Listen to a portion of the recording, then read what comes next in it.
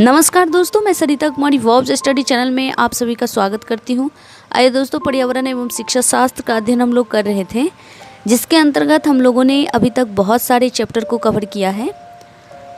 अभी हम लोग पढ़ रहे थे ट्रांसपोर्ट के बारे में। ट्रांसपोर्ट से संबंधित बहुत सारे टॉपिक जैसे कि रेल मार्ग, सड़क मार्ग इत्यादि का अध्ययन हम लोगों ने किया। आज हम अध्ययन करने वाले हैं वायु मार्ग का। वायु मार्ग से बहुत सारे क्वेश्चन पूछे जाते हैं, तो चलिए देखते हैं। आप लोगों से आग्रह है कि वीडियो को पूरा देखिए, तभी जाके फ़ायदा मिलेगा। स्टार्ट करते हैं। वायु मार्ग एक क्लास और होगा, उसके बाद ये चैप्टर एंड हो जाएगा। उसके बाद हम लोग क्वेश्चन का डिस्कशन करेंगे। उसके बाद पर्यावरण में 2 चैप्टर और कवर करना है, तब हम अच्छे मार्क्स ला सकते हैं। वायु मार्ग, वायु परिवहन वर्तमान समय में अति लोकप्रिय परिवहनों में से एक है।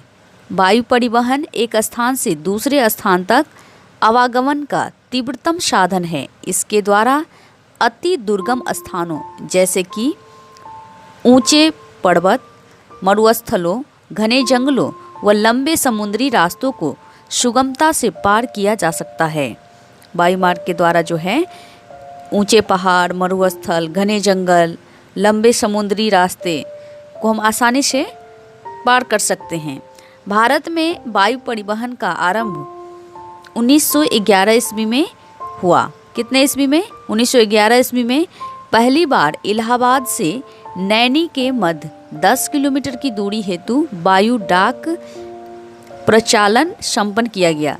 यहाँ पर देखिए, भारत में जो वायु परिवहन का आरंभ है कितना ईस्वी में हुआ? 1911 ईस्वी में, याद रखना है इसको। और पहली बार कहाँ से कहाँ तक? इलाहाबाद से नैनी के मध्य 10 किलोमीटर की दूरी हेतु ये संचालित किया गया था। नेक्स्ट है, भारत में वायु परिवहन का राष्ट्रीयकरण 1953 ईस्वी में किया गया। याद रखना है, भारत में मतलब राष्ट्रीयकरण कब किया गया वायु परिवहन का? तो 1953 ईस्वी में। प्रारंभ में एयर इंडिया अंतर्राष्ट्रीय एयरलाइंस घरेलू एवं पड़ोसी देशों को हवाई सेवाएं उपलब्ध कराती थी। ये सबसे पहले की बात है। एयर इंडिया जो था वो अंतर्राष्ट्रीय सेवाएं उपलब्ध कराती थी और एयरलाइंस घरेलू एवं पड़ोसी दोनों देशों की सुविधाएं जो हैं, हवाई अड्डे उपलब्ध, हवाई सेवा उपलब्ध कराती थी। लेकिन वर्तमान समय में दोनों घरेलू प्लस अंतर्राष्ट्रीय बन गया है। यानी अब जो है, अभी वर्तमान समय में एयर इंडिया और एयरलाइंस जो है दोनों अंतर्राष्ट्रीय सेवाएं और घरेलू सेवा दोनों प्रदान करती है। इसके अलावा कुछ निजी कंपनियां भी वायु परिवहन की सुविधाएं उपलब्ध कराती है, जैसे कि जेट हो गया, इंडिगो हो गया, विस्तारा हो गया एवं एयर एशिया हो गया। ये सब भी जो है परिवहन की सुविधा उपलब्ध कराती है। पवन हंस हेलीकॉप्टर लिमिटेड तेल व प्राकृतिक गैस आयोग द्वारा ये किया जाता है। किसके द्वारा? जेट, इंडिगो, विस्तारा एवं एयर एशिया जो है, इसका पवन हंस हेलीकॉप्टर लिमिटेड तेल प्राकृतिक गैस आयोग के द्वारा इसका संचालन किया जाता है। अब है भारत के कुछ प्रमुख अंतर्राष्ट्रीय हवाई अड्डे हैं, जैसे कि सुभाष चंद्र बोस अंतर्राष्ट्रीय हवाई अड्डा दमदम है, जो कि कोलकाता में है। सुभाष चंद्र बोस अंतर्राष्ट्रीय हवाई अड्डा कोलकाता में, तो ऐसे याद रखिए, सुभाष काका, तो काका कोलकाता याद रहेगा, हवाई अड्डा है। सुभाष चंद्र बोस हवाई अड्डा कहाँ है? कोलकाता में। मीनाम्बकम अंतर्राष्ट्रीय हवाई अड्डा, कौन सा? मीनाम्बकम अंतर्राष्ट्रीय हवाई अड्डा कहाँ है? चेन्नई में है। याद रखना है, कहाँ है दोस्तों? चेन्नई में है मीनाम्बकम अंतर्राष्ट्रीय हवाई अड्डा। सुभाष चंद्र बोस अंतर्राष्ट्रीय हवाई अड्डा कहाँ है? कोलकाता में है। मीनामकम अंतर्राष्ट्रीय हवाई अड्डा कहाँ है? चेन्नई में है।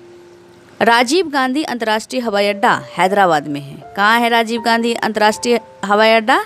हैदराबाद, आंध्र प्रदेश में। इंदिरा गांधी अंतर्राष्ट्रीय हवाई अड्डा कहाँ है? दिल्ली में। तो इंदिरा दीदी याद रखिए। इंदिरा गांधी अंतर्राष्ट्रीय हवाई अड्डा कहाँ है? दिल्ली में। सुभाष काका याद रखना है। सुभाष चंद्र बोस अंतर्राष्ट्रीय हवाई अड्डा कहाँ है? कोलकाता में है। उसके बाद राजीव गांधी अंतर्राष्ट्रीय हवाई अड्डा कहाँ है? हैदराबाद में है। छत्रपति शिवाजी अंतर्राष्ट्रीय हवाई अड्डा कहाँ है? मुंबई में है। छत्रपति शिवाजी अंतर्राष्ट्रीय हवाई अड्डा कहाँ है? मुंबई में। अब नोट है कुछ अबू धाबी के बारे में, क्वेश्चन में पूछा जाता है स्टेटमेंट टाइप के क्वेश्चन में। तो देख लीजिए, अबू धाबी ये संयुक्त अरब अमीरात देश की राजधानी है। किसकी राजधानी है? अबू धाबी संयुक्त अरब अमीरात UAE देश की राजधानी है अबू धाबी, जो कि मध्य पूर्व एशिया में अवस्थित है। यह पेट्रोलियम का प्रमुख उत्पादक देश है। क्या चीज़ उत्पादन होता है? पेट्रोलियम। प्रमुख उत्पादक देश है ये अबू धाबी। इस देश की मुद्रा दिरहम है। क्या है मुद्रा? दिरहम। यहाँ जल की महत्व जो है पेट्रोलियम से भी अधिक है। इसके पीछे का कारण है यहाँ की भौगोलिक स्थिति, जहाँ पेट्रोलियम आसानी से मिल जाता है लेकिन जल दुर्लभ है। यानी कि जल जो है बहुत कम मिल पाता है, दुर्लभ है, और पेट्रोलियम जो है आसानी से मिल जाता है। तो यहाँ पर जल का मारामारी है, जल महंगा है पेट्रोलियम से। अबू धाबी में यहाँ धूल भरी तेज हवाएं भी चलती है। यहाँ खजूर के पेड़ बहुतया में पाए जाते हैं। कौन सा पेड़? खजूर का। अबू धाबी की बात हो रही है। यहाँ के भवन ऊंचे होते हैं जिसमें बड़ी बड़ी खिड़कियाँ भी होती है। अब हम भारत के पश्चिमी भाग में स्थित थार भी एक शुष्क एवं भारत के पश्चिमी भाग में स्थित थार भी क्या है? एक शुष्क एवं गर्म मरुस्थल है जहाँ जल की उपलब्धता बहुत ही कठिनाई से उपलब्ध होती है। ये भारत के पश्चिमी भाग की बात हो रही है, इधर इस साइड की, ये भारत की पश्चिमी भाग की बात हो रही है। तो यहाँ पर क्या है? जल की उपलब्धता जो है बहुत ही कठिनाइयाँ से होती है। उदाहरणार्थ के रूप में लद्दाख जैसे स्थान पर भारत के शीत मरुस्थल पाए जाते हैं जहाँ शुष्कता अपने चरम पर होती है। इसमें हवा में भी जो है नमी नहीं के बराबर होती है। इन दोनों शुष्क प्रदेशों में बारिश भी काफ़ी कम होती है। अबू धाबी में और यहाँ पर जो लद्दाख वाला क्षेत्र है भारत के पश्चिमी भाग, वहाँ पर जो है शुष्क हवा अपने चरम सीमा पर होती है और हवा में नमी भी नहीं होती है। यहाँ पर दोनों प्रदेशों में बारिश भी बहुत कम होती है। इस तरह की जो विशेषता है ये पाया जाता है। अब हम पर्यटन की बात कर लेते हैं। पर्यटन टूरिज्म एक ऐसी यात्रा है जो मनोरंजन या खाली समय में आनंद उठाने के उद्देश्य से किया जाता है। विश्व पर्यटन संगठन के अनुसार पर्यटक वे लोग हैं जो यात्रा करके अपने सामान्य वातावरण से बाहर के स्थानों में रहने जाते हैं। यह यात्रा मनोरंजन, व्यापार, अन्य उद्देश्यों से की जाती है। इसके अंतर्गत जो है पर्यटन के अंतर्गत कुछ अन्य प्रकार भी सम्मिलित किया गया है, जैसे कि इको टूरिज्म हो गया, पर्वतारोहण हो गया और अंतरिक्ष भ्रमण हो गया। तो इको टूरिज्म जो है, इको टूरिज्म में मुख्य रूप से राष्ट्रीय उद्यान, अभयारण्य आदि को सम्मिलित किया जाता है। वर्तमान में देश के भूभाग पर 103 राष्ट्रीय उद्यान है। कितना है? वर्तमान में देश के भूभाग पर 103 राष्ट्रीय उद्यान हैं। भारत में जैव विविधता को संरक्षित एवं संवाहित करने के उद्देश्य से जो है उद्यानों की भूमिका काफ़ी महत्वपूर्ण हो जाती है। कितने हैं? 103 याद रखना है। सरिस्का जैसे कि कुछ उद्यान है, सरिस्का, रणथंभौर, पेंच, पंचमढ़ी आदि कुछ प्रमुख राष्ट्रीय उद्यान है जो देश की हरित विरासत को संभाले हुए रखती है। अब हम पर्वतारोहण की बात करते हैं। पर्वतारोहण की नई विधियां प्रचलित हैं जिसमें अभियान, चढ़ाई और अल्पाइन पद्धति प्रमुख है। कौन सी पद्धति है? बहुत सारी जो विधियां हैं इसमें, तो इसमें एक तो हो गया चढ़ाई और दूसरा अल्पाइन पद्धति। ये दो प्रमुख हैं। ये लोग मतलब पर्वतारोही लोग जो है कृत्रिम ऑक्सीजन का प्रयोग करते हैं, ले जाते हैं, चूँकि हम जैसे जैसे ऊपर बढ़ते हैं ऑक्सीजन की कमी होती जाती है। माउंट एवरेस्ट शिखर विश्व की सबसे ऊंची चोटी है जो कि नेपाल में अवस्थित है। इसकी ऊंचाई 8,848 मीटर है। कितनी है? माउंट एवरेस्ट की ऊंचाई 8,848 मीटर। कितनी है ऊंचाई? 8,848 मीटर माउंट एवरेस्ट, जो कि विश्व की सबसे ऊंची चोटी है, नेपाल में अवस्थित है। माउंट एवरेस्ट को नेपाल में सागरमाथा तथा तिब्बत में कोमोलोंगमा के नाम से जाना जाता है। याद रखना है दोस्तों, नेपाल में किस नाम से जाना जाता है माउंट एवरेस्ट को? सागरमाथा के नाम से। और तिब्बत में किस नाम से जाना जाता है माउंट एवरेस्ट को? किस नाम से जाना जाता है तिब्बत में? कोमोलोंगवा के नाम से जाना जाता है। अब अंतरिक्ष भ्रमण की बात कर लेते हैं। सर्वप्रथम नील आर्मस्ट्रांग, जिन्होंने वर्ष 1969 में चंद्रमा पर कदम रखा था। याद रखना है दोस्तों यहाँ पर कि इन्होंने कदम रखा था कितना ईस्वी में? 1969 ईस्वी में। कौन? नील आर्मस्ट्रांग अंतरिक्ष भ्रमण में सर्वप्रथम बात हो रही है। इससे पहले यूरी गागरिन ने अंतरिक्ष का भ्रमण किया था। नील आर्मस्ट्रांग से पहले कौन किया था? यूरी गागरिन ने किया था, परंतु वह जो है अंतरिक्ष में यान से बाहर नहीं निकले थे। यानी यूरी गागरिन ये जो है अंतरिक्ष से बाहर कदम नहीं रखा था और नील आर्मस्ट्रांग रखा हुआ था। इसीलिए सर्वप्रथम अंतरिक्ष यात्री की बात करें जिन्होंने चंद्रमा पर कदम रखा 1969 ईस्वी में, तो वो होगा नील आर्मस्ट्रांग। और इससे भी पहले यूरी गागरिन ने अंतरिक्ष भ्रमण किया था, लेकिन वह अंतरिक्ष में यान से बाहर जो है कदम नहीं रखी थी। वर्ष 2003 में भारतीय अमेरिका की महिला कल्पना चावला ने भी अंतरिक्ष का भ्रमण किया। अब यहाँ पे देखना है कि 2003 में जो भारतीय अमेरिकी महिला है कल्पना चावला ने भी अंतरिक्ष का भ्रमण किया, लेकिन वापस लौटते समय कोलंबिया यान के दुर्घटनाग्रस्त होने से इसकी क्या हो गई? मृत्यु हो गई। वर्ष 2007 की बात करें तो अमेरिकी अंतरिक्ष यात्री सुनीता विलियम्स ने भी अंतरिक्ष में मैराथन दौड़ लगाई और अंतरिक्ष में सर्वाधिक समय तक चलने का रिकॉर्ड बनाया। कौन? क्या नाम है इसका? सुनीता विलियम्स। याद रखना है दोस्तों, 2007 की बात है। अमेरिकी अंतरिक्ष यात्री हैं और इन्होंने अंतरिक्ष में मैराथन दौड़ लगाई थी और अंतरिक्ष में सर्वाधिक समय तक चलने का रिकॉर्ड भी बनाया था।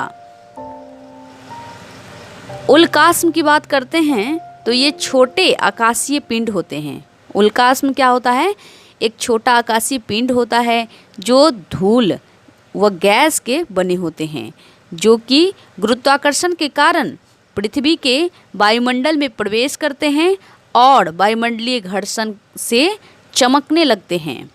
यहाँ पर ध्यान देना है उल्कास्म के बारे में। ये एक प्रकार का जो है आकाशीय पिंड है जो धूल और गैस के बने होते हैं, गुरुत्वाकर्षण के कारण पृथ्वी के वायुमंडल में प्रवेश करते हैं और वायुमंडलीय घर्षण से चमकते रहते हैं। इनको ही उल्कास्म या टूटा हुआ तारा कहा जाता है, जो पृथ्वी पर राख के रूप में पहुंचते हैं। पृथ्वी पर आते आते राख बन जाता है। टूटा हुआ तारा या उल्कास्म कहते हैं उसको। अंतरिक्ष में जल बुलबुले के रूप में होता है। किस रूप में होता है अंतरिक्ष में जल? बुलबुले के रूप में, जो हवा में तैरते रहते हैं। इसका उपयोग चेहरा साफ करने के लिए भी किया जाता है। पानी के बुलबुले को पकड़कर चेहरा गीला किया जाता है और गीला करके बाद में साफ कर लिया जाता है। इस तरह से अंतरिक्ष में जो है कागज आदि को सामान्य रूप से नहीं रखा जाता, अपितु अंतरिक्ष यान की दीवार से चिपका कर रखा जाता है। चंद्रमा की सतह और उसकी आंतरिक स्थिति का अध्ययन करने वाला विज्ञान सेलेनोलॉजी कहलाता है। याद रखना है दोस्तों, चंद्रमा की सतह और उसकी जो आंतरिक स्थिति है उसका अगर हम अध्ययन करते हैं या उसके अध्ययन को क्या कहते हैं तो सेलेनोलॉजी। ये पूछा जाता है, सेलेनोलॉजी कहा जाता है। इसकी सतह का बहुत कम भाग समतल है। कहीं पर गहरे ज्वालामुखी एवं ऊंचे ऊंचे पहाड़ स्थित है। चंद्रमा पर पृथ्वी ग्रह पर पाए जाने वाला गुरुत्व का 1/6 भाग गुरुत्व पाया जाता है। याद रखना है दोस्तों यहाँ पर कि चंद्रमा की सतह और इसकी जो आंतरिक स्थिति है का अध्ययन करने वाला विज्ञान क्या कहलाता है? सेलेनोलॉजी। और इसकी सतह पर यानी चंद्रमा की सतह पर बहुत कम भाग समतल है। कहीं पर गहरे ज्वालामुखी, कहीं पर है ऊंचे पर्वत, पहाड़, ये सब स्थित है। चंद्रमा की बात करें तो फिर से चंद्रमा पर पृथ्वी की ग्रह पर पाए जाने वाले गुरुत्व का 1/6 है। यानी पृथ्वी पर पाए जाने वाले गुरुत्व का 1/6 कहाँ है? चंद्रमा पर है। अतः चंद्रमा पर गुरुत्व तो है परंतु पानी नहीं है, इसीलिए जीवन संभव नहीं माना जाता है। भारत में प्राचीन काल से ही विभिन्न विदेशी यात्रियों का जो आवागमन होता रहा है। अब हम जो विभिन्न यात्री हैं, विदेशी यात्री, उससे संबंधित कुछ जो है फैक्चुअल क्वेश्चन जो कि पर्यावरण में दिया होता है। बच्चे क्लास का जो पर्यावरण होता है उसमें सभी चीज़ को कवर किया जाता है। बायोलॉजी, जितना भी साइंस से सब्जेक्ट से रिलेटेड है और जो भी मतलब सोशल साइंस का है, सब इसमें कवर होता है। तो सभी चीज़ को पढ़ना ज़रूरी है। कुछ फैक्चुअल क्वेश्चन बनेगा इससे, जिसके विवरण से भिन्न भिन्न जानकारियाँ प्राप्त होती है। वैसे तो ये हिस्ट्री का चीज़ है, लेकिन चूँकि बच्चे क्लास का पर्यावरण है तो इसमें सब कुछ पढ़ना है। मेगास्थनीज जो है ये चंद्रगुप्त मौर्य के दरबार में आया था, याद रखना है। इसके पुस्तक का नाम इंडिका है। इन्होंने भारत फारस के संबंध में अपने इस इंडिका नामक पुस्तक में व्याख्या किया था, बताया था भारत फारस का संबंध, भारत फारस के विषय के बारे में बताया था, भारतीय समाज के बारे में बताया था। ये यूनानी राजदूत था। मेगास्थनीज किसके दरबार में आया था? चंद्रगुप्त मौर्य के दरबार में आया था। इंडिका इसका पुस्तक है। फाहियान की बात कर लेते हैं तो ये जो है विक्रमादित्य के शासनकाल में आए थे, यानी चंद्रगुप्त द्वितीय के शासनकाल में फाहियान आया था। ये भी चीनी यात्री था और इन्होंने सामाजिक, धार्मिक, आर्थिक स्थिति के विषय में बताया। भारत के सामाजिक, धार्मिक और आर्थिक स्थिति के बारे में फाहियान ने बताया। अब हम ह्वेनसांग की बात करते हैं। ह्वेनसांग, ह्वेनसांग से हर्षवर्धन के शासनकाल में जो है ये आए थे। ह्वेनसांग ये चीनी बौद्ध भिक्षुक थे। इन्हें तीर्थ यात्रियों का राजकुमार कहा जाता है। ह्वेनसांग को क्या कहा जाता है? तीर्थ यात्रियों का राजकुमार।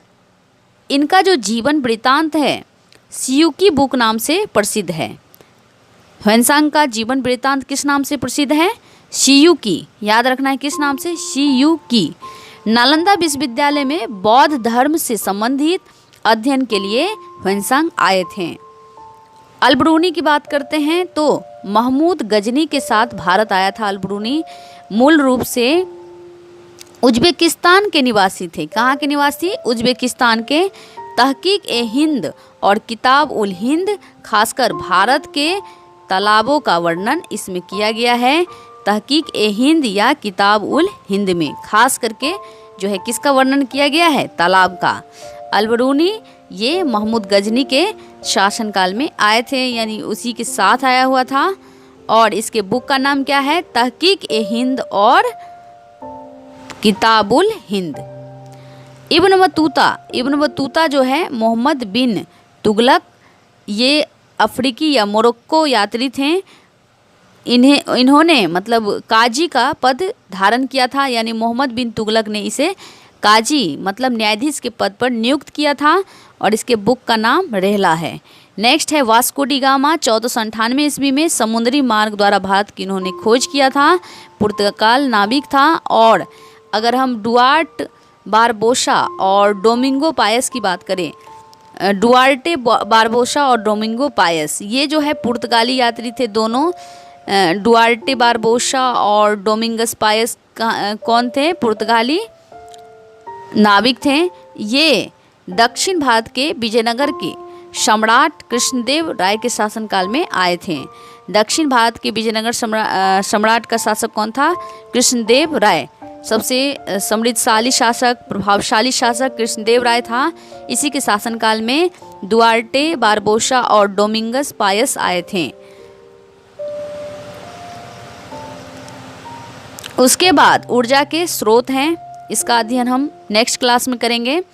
ऊर्जा के स्रोत जो है जैसे कि नवीनीकरण ऊर्जा हो गया, और नवीनीकरण या परंपरागत ऊर्जा, और नवीनीकरण या गैर परंपरागत ऊर्जा के बारे में पढ़ेंगे। नवीनीकरण ऊर्जा, परंपरागत ऊर्जा में कोयला आ गया, पेट्रोलियम, प्राकृतिक गैस, बिजली, ये सब आ जाएगा।